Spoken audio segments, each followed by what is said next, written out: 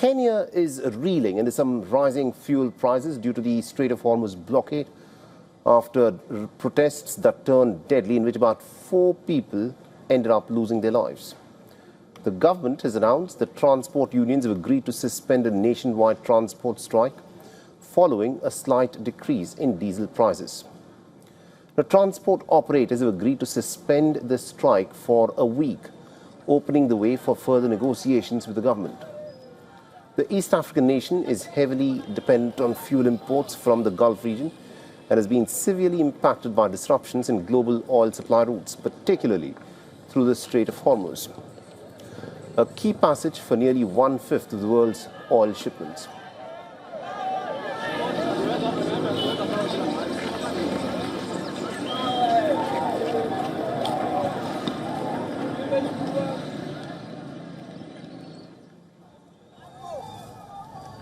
Last week, the Kenyan government announced major fuel price hikes in response to soaring international crude prices.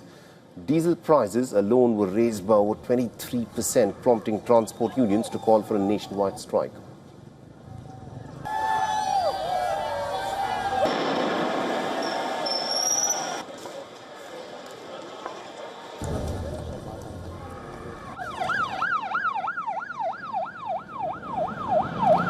The protesters blocked roads and set bonfires in several areas on the outskirts of the capital, Nairobi. Similar demonstrations were also reported in major towns, including in places like Mombasa, Nakuru, Eldoret, and Nyeri.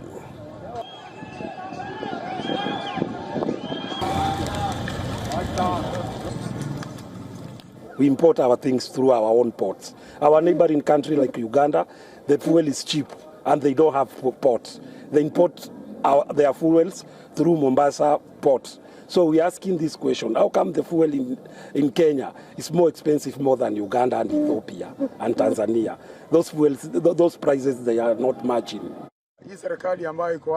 This government has been frustrating us. Fuel prices have gone up and life has become increasingly expensive. Our livelihoods have been badly affected. The cost of living is now unbearable and we cannot continue like this.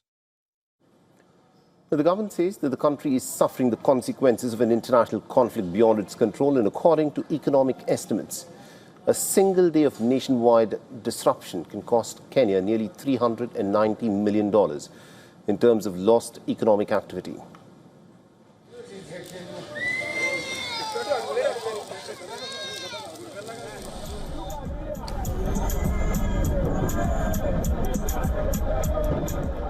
Since the start of the war on Iran, petrol prices in Kenya have gone up by nearly 20%, while diesel prices have surged by nearly 46%. The Kenyan government has said that it has spent nearly $38.5 million to cushion the consumers from soaring diesel and kerosene prices. In its latest review, despite being one of East Africa's most dynamic and affluent economies, nearly 1/3 of Kenya's population still lives below the poverty line, making the impact of the fuel crisis especially severe for millions of households.